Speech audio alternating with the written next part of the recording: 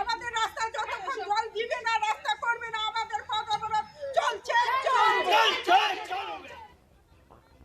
রাস্তা সংস্কারের জন্য কাজ শুরু হলেও প্রায় বছরখানেক ধরে কাজ বন্ধ রয়েছে, আর এর জন্য ধুলোয় অতুষ্টেও সংশ্লিষ্ট এলাকার বাসিন্দারা।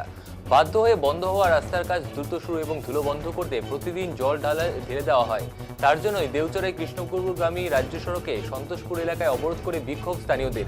বিক্ষোভের জেরে তীব্র যানজটের সৃষ্টি হয় এই এলাকায়। স্থানীয় বাসিন্দারা জানিয়েছে, প্রায় বছরখানেক হতে চললেও রাস্তার কাজ শুরু হয়ে বন্ধ হয়ে যায়। কোনো অজ্ঞাত কারণে রাস্তার কাজ বন্ধ হয়ে যায়, কিন্তু ধুলো বন্ধ হয় না। এই রাস্তায় যানবাহন চলাচল করলেই ধুলো প্রতিনিয়ত উড়ে রাস্তার পাশের ঘরগুলিতে প্রবেশ করে, ফলে ভীষণ সমস্যার সৃষ্টি হয়। এছাড়া রান্না করা খাবার ঠিকমতো খেতে পারে না তারা, জামাকাপড় ধুলোয় আচ্ছন্ন হয়ে পড়ে। ধুলোর জেরে শ্বাসকষ্ট সৃষ্টি হয়, বাচ্চারা স্কুলে যেতে পারে না এবং বয়স্করা শ্বাসকষ্টের জেরে প্রতিনিয়ত অসুস্থ হয়ে পড়ছেন।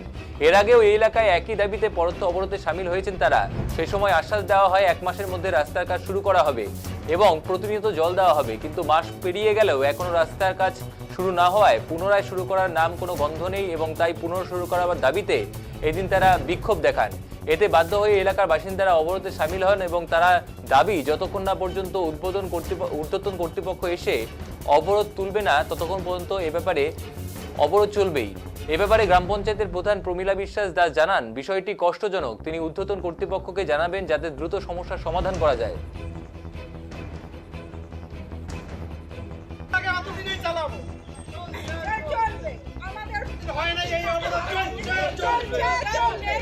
আমাদের গ্রামের লোক ধুলাবালি খাচ্ছে অনেকদিন থেকে, 6 মাস থেকে এই রাস্তার জল দেওয়া হচ্ছে না।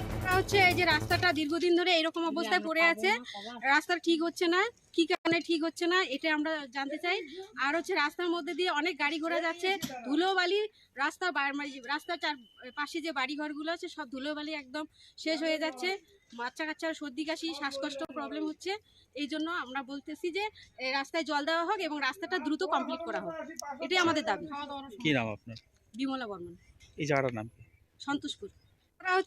কাজ যতদিন না হবে আমরা এই আন্দোলন চালাবো, এই অবরোধ তুলবো না তো। আর এর আগে একবার অবরোধ করেছিলাম, একটা লিখিত দিয়ে গেল, কি আলতু ফালতু লিখিত, মানে জল দিবে প্রতিদিন, 1 দিন 2 দিন জল দিয়ে 10 দিন নাই, এইরকম কাজ যদি না হয় আমরা এই অবরোধ চালা দিয়ে থাকবো।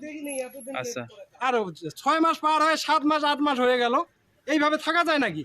আমাদের বাড়ি পাশে, রাস্তার সাথেই বাড়ি, আমরা কাজ করি। আমরা রাস্তা খুঁড়ে তো পাথর বসিয়েছে, পিচ দেয় নাই না, পিচ দেয় নাই, পাথর ছিটকে আমাদের পায়ে লাগে। হ্যাঁ, এইভাবে থাকা যায়? আমার বাচ্চা কাচ্চা স্কুলে যায়, এটা যদি একটা পাথর লাগে আহত হয়ে যাবে।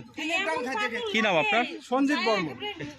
কাজ যতদিন না হবে আমরা এই আন্দোলন চালাবো, এই অবরোধ তুলবো না তো। আর এর আগে একবার অবরোধ করেছিলাম, একটা লিখিত দিয়ে গেল, কি আলতু ফালতু লিখিত, মানে জল দিবে প্রতিদিন, 1 দিন 2 দিন জল দিয়ে 10 দিন নাই, এইরকম কাজ যদি না হয় আমরা এই অবরোধ চালা দিয়ে থাকবো।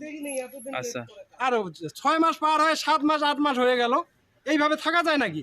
আমাদের বাড়ি পাশে, রাস্তার সাথেই বাড়ি, আমরা কাজ করি। আমরা রাস্তা খুঁড়ে তো পাথর বসিয়েছে, পিচ দেয় নাই না, পিচ দেয় নাই, পাথর ছিটকে আমাদের পায়ে লাগে। হ্যাঁ, এইভাবে থাকা যায়? আমার বাচ্চা কাচ্চা স্কুলে যায়, এটা যদি একটা পাথর লাগে আহত হয়ে যাবে।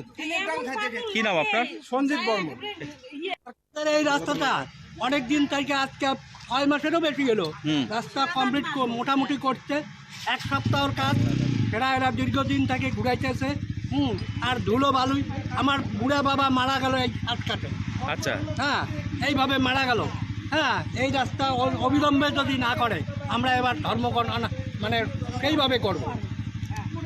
কতক্ষণ ধরে চালাবেন এই অবরোধ? এই অবরোধ যতক্ষণ চালা যায়, যতক্ষণ লোক আসবে না, লোক আসবে না বা জল দেবে না, আমরা অতক্ষণ চালাবো।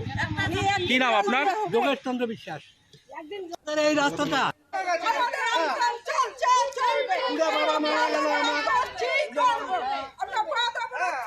রাস্তার পরিস্থিতি